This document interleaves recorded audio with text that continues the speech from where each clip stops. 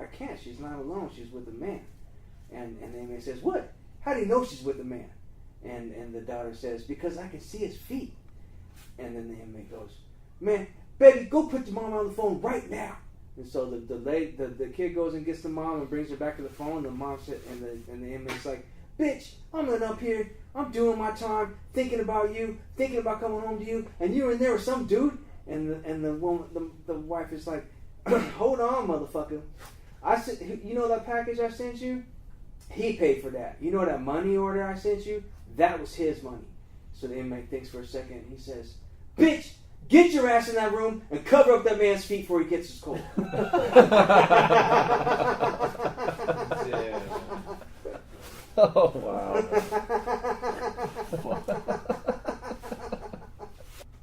That's crazy. How old are you, Mundo?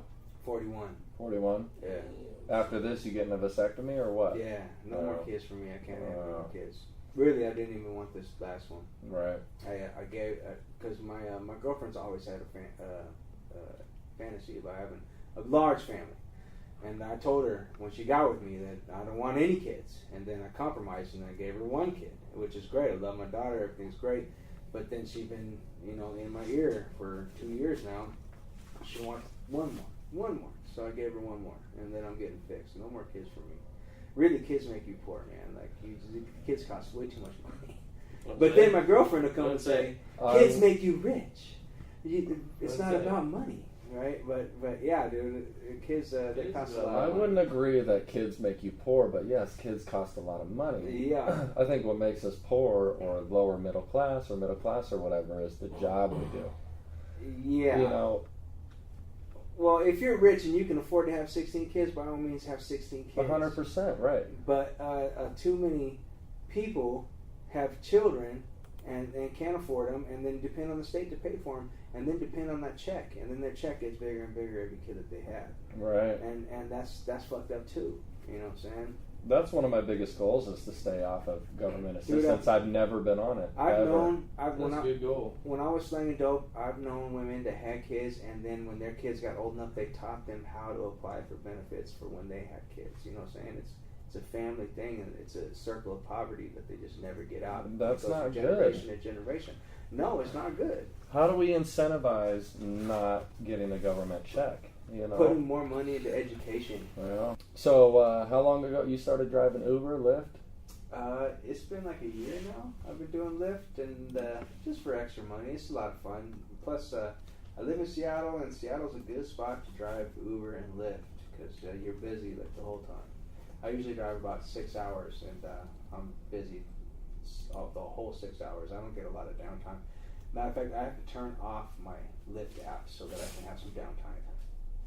Really? So you choose your own downtime? Yeah, dude. That's what the whole deal is with that. I can choose when I'm on and when I'm off, and a lot of the times I'll be up on Capitol Hill and I'll just be like, I'm good, and I'll park in a parking lot and I'll get out and I'll stretch and I'll turn it off. I caught one dude getting head up in the parking lot one time. I stopped and I got out and I noticed this dude sitting there like right across from me, and I was like, okay, dude's taking a break too. And then like 5 minutes later, like this blonde gets out of his lap and gets out of the car, and they like switch spots because she's the driver or something like that. She was the driver? She was. It must have been her car or something. I don't know. That's good service. And she was hot too. She was hot. I was like, yeah, dude, get it. And they did not care that I was there.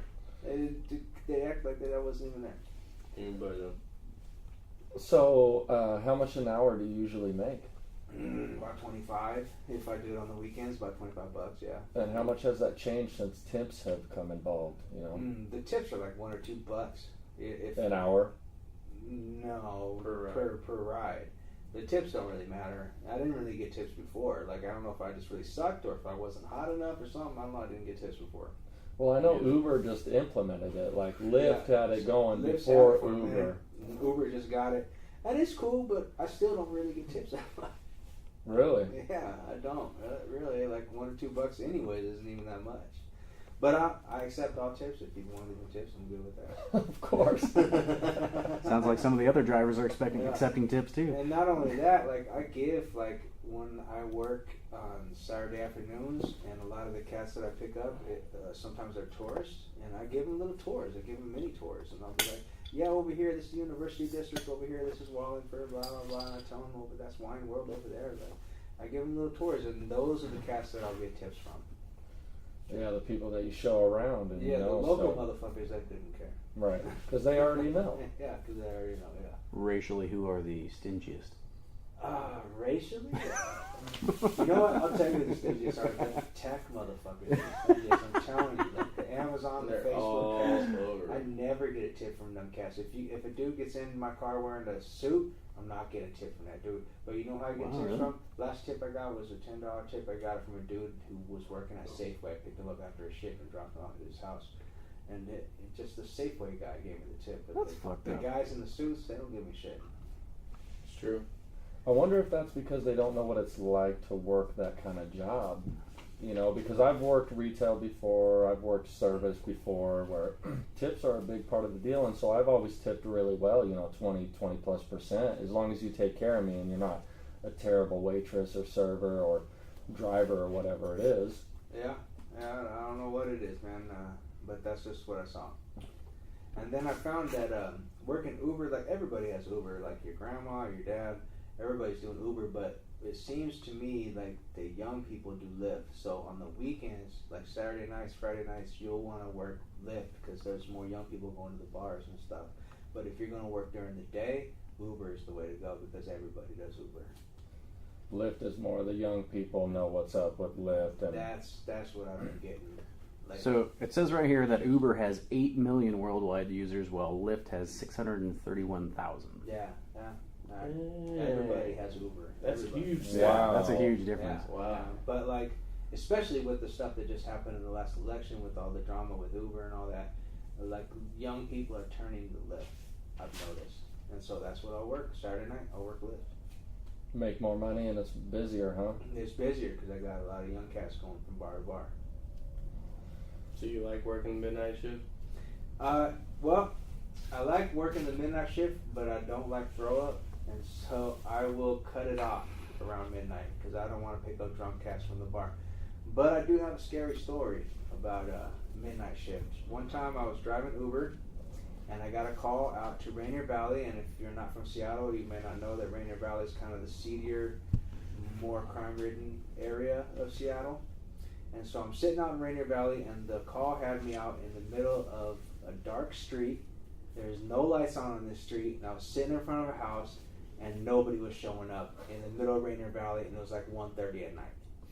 And so I'm sitting there, and it said, "Rider has been informed that you're there." And so my car's got the rear view camera, so I put my car in reverse so I could see if anybody's sneaking up behind me. Right? Seriously. Yeah, I mean, come on, man. I'm a video gamer, Holmes. You know what I'm saying? And so I'm waiting for this dude, and nobody's showing up, and I'm thinking that I'm going to get jacked soon, so I put it in drive when I bounce. You know what I'm saying? And that's the scariest moment of my Uber. It's not that scary, but you weren't there, man. You didn't feel the fears that I had at that time. Well, Rainier Avenue, like if you... Not Rainier Avenue, Rainier Valley. Well, Rainier Valley, even worse. If you listen to the news around here, I mean, a lot of the news that's violent crime and drug activity and stuff you hear is out of Rainier Valley. Yeah. So you have a reason to be this scared. Shit happens, and then you just have that Uber driver where the dude shot his wife in the back of the head from the back seat. Yeah, I heard that. In Queen Anne, like, you think about that stuff when you're out there, man. It's on top of your mind. That happened in Seattle too. Dude, when I was down in California, had my last vacation, I called an Uber, and the dude picked me up, and I noticed in his cup holder he had a can of Monster Energy with a pocket knife, like extended, opened, like shoved into the side next to his, like the Monster cup was pinching the blade, so he could just grab it quick, and it was already open, and he just drove around like that, and I'm thinking, like, dude, that's against the rules. Like, Uber would drop you if they knew that, but at the same time, like, maybe this dude knows something about this area that I don't know. You know what I'm saying? No, it is, because it's like Uber doesn't allow you to carry personal weapons on you. No. Even but though... I ain't gonna lie, I carry a pocket knife on me. And I do too? Yeah. As you should. So what do you think is spookier, the drivers of Uber or the passengers? Well, the drivers actually get they get background check. Passengers don't. Yeah. And that's the scary part about it. I haven't picked up too many spooky people. Most of everybody I pick up is young people who are just out trying to have fun, or tourists looking around the city. But I don't work Uber every day, and I don't work it late at night either. I hate going over the toll bridges though. I hate that. Even though they tack it on, they don't tack it on for when you go back.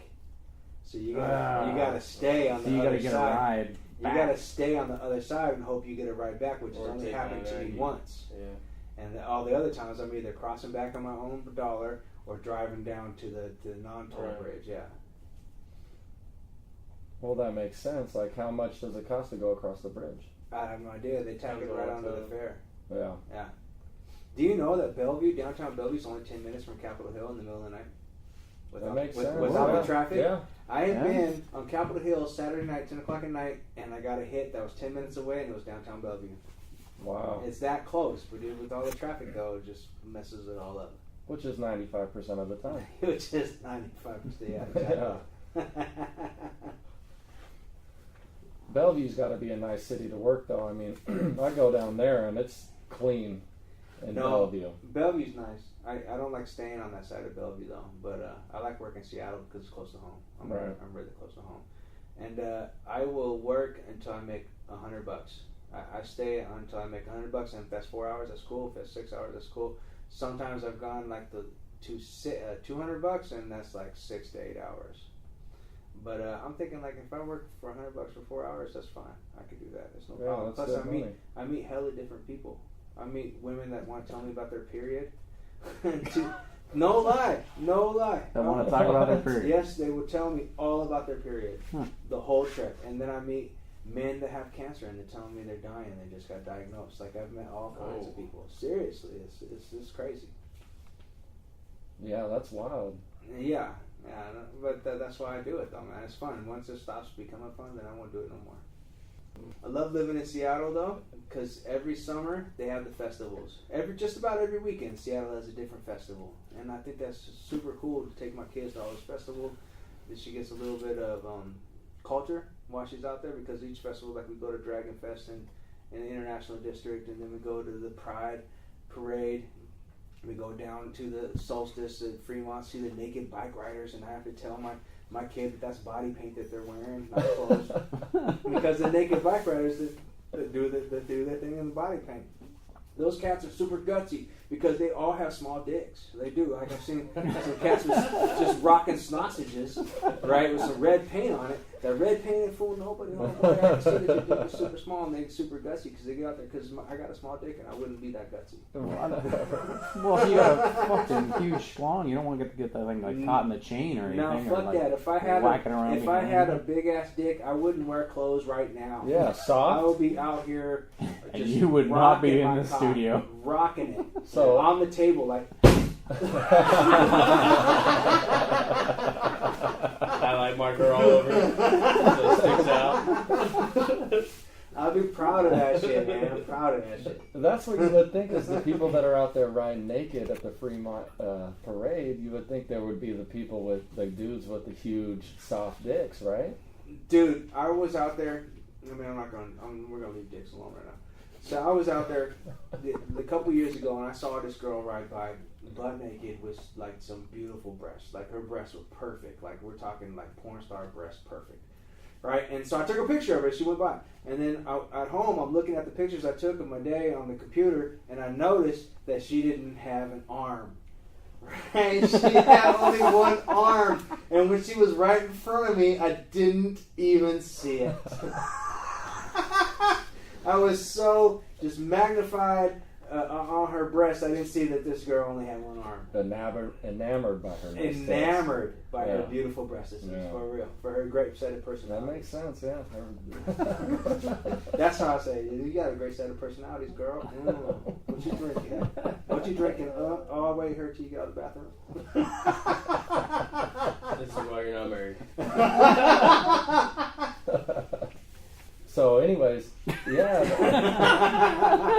Change the subject. Yeah, let's go. Tell us about crying in the shower. Come on. Oh, I'm the champion of that as well. Lonely. Everybody is. I'm so lonely. Man, This has been fun though, guys. Like, yeah, it's been great. I've had 4 beers. I'm feeling all right. You know what I'm saying? Let's talk about whatever.